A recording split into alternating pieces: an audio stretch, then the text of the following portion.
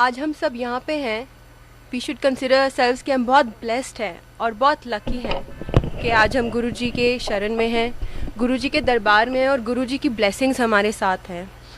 आज मैं आपके आगे जो खड़ी हूँ और आपको सत्संग सुनाने वाली हूँ, ये गुरुजी की ही कृपा है और गुरुजी की मेहर है कि उन्होंने खुद ही अपने मुंह से बोल के कहा था कि मैंने तेरे को एक नया जीवन दिया है और एक नई लाइफ दी है। Thank you Guruji. इंटर्नशिप के लिए मैं पहली बार नॉर्थ इंडिया आई थी। तो मैंने हमेशा ही सुना था कि नॉर्थ इंडियन समर बहुत ख़राब होती है और जो लू होती है बहुत गर्म होती है।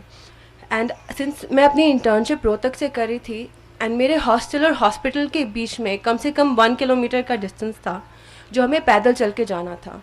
एंड मैं बहुत डर रही थी क्योंकि अभी विंटर मैंने पहले देखी थी and I suffer from bronchitis. तो मैं अपनी मम्मी को ऐसे कैजुअली बोला, वैसे हम अभी गुरुजी के पास आने ही लगे थे, तो मैंने मम्मी को कैजुअली बोला कि मम्मी अभी तो मार्च अप्रैल शुरू हो रही है, अभी से मुझे गर्मी लगती है तो मैं मई में कैसे जाऊंगी कॉलेज और मैं तो पक्का बीमार पड़ जाऊंगी कि मैं, क्योंकि 2 बजे हमें वापस हॉस्टल आना होता था।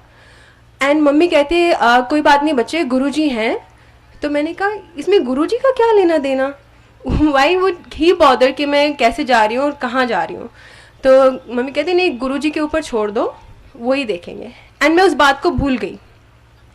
फिर क्या हुआ कि अप्रैल में ऐसे ही मैंने अपने आर्म को टच किया और मुझे लगा कि मैं बहुत गर्म हूँ। मैंने अपनी एक फ्रेंड को बोला कि ज़रा मेरा माथा चेक करो, तो कहती है देखो तो बहुत तेज़ बुखार है। तो मैंने कहा मुझे तो कुछ फील नहीं हो रहा कि इतना तेज़ मुझे बुखार है। एंड वो हैपन टू बी सैटरडे, तो मैंने घर जाना था। तो मैं घर गई और मैंने ऐसे मम्मी को कैजुअली बोला कि मम्मी मेरा माथा देखो बहुत गर्म है। मम्मी ने हाथ लगाया, मम्मी कहते बहुत गर्म है तेरा माथा में, तुझे कुछ फील नहीं हो रहा? मैं कहा नहीं मुझे तो कुछ नहीं फील हो रहा। मम्मी कहती फिर भी हम थर्मोमीटर लगा के टेम्परेचर चेक कर लेते हैं। तो उस टाइम निकला था 102 का बुखार and I am absolutely fine, absolutely normal. मैंने कहा शायद थर्मोमीटर में कुछ प्रॉब्लम है। मम्मी कहती नहीं नहीं ये तो बिल्कुल ठीक है।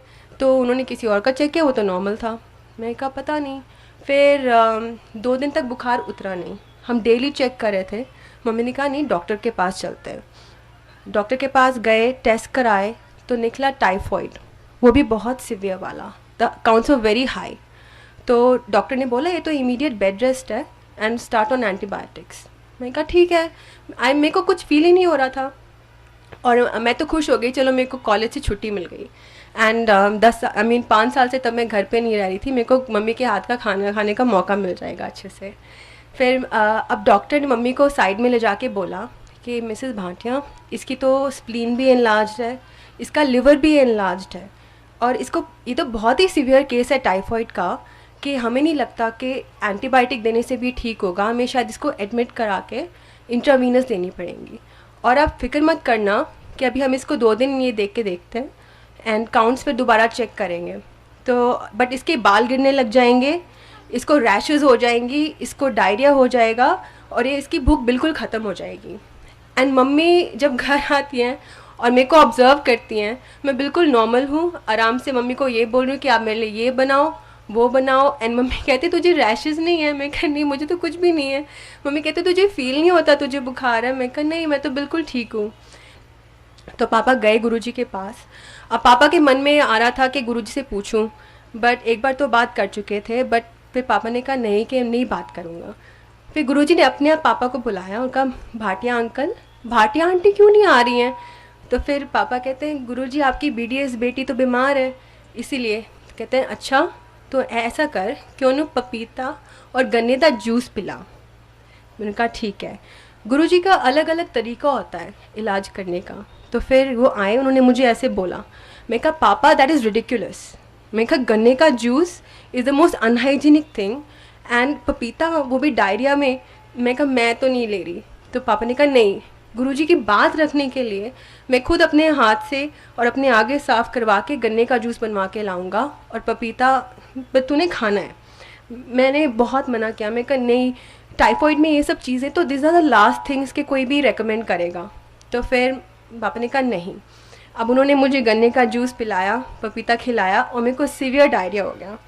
मैं कहा देखा पापा कि ऐसी चीज़ों से तो मैं और भी बीमार हो जाऊंगी। एंड नेक्स्ट डे इटसेल्फ मेरा बुखार उतर गया। फिर अब फिर हमने टेस्ट कराया तो देखा counts were absolutely normal and doctor हैरान थे कि इंट्रावीनियस एंटीबायोटिक्स की नौबत आ गई थी, ये एकदम कैसे चेंज हो गया। एंड नेक्स्ट डे जब मैं गुरुजी के पास गई तो मैं कहा गुरुजी थैंक यू, तो कहते देखा मैंने करा दिए तेरे सारे डॉक्टर फेल। तो मैंने कहा हाँ जी गुरुजी आपने सारे डॉक्टर फेल करा दिए। एंड में मैं ये कहना चाहूँगी कि गुरुजी को जब मैं सोचती हूँ गुरुजी के बारे में तो मुझे वर्ड एसोसिएशन यही आते हैं कि God, blessings, love, mother, father, everything, universe, life. Guruji is my everything and I'm sure Guruji is your everything too. Thank you.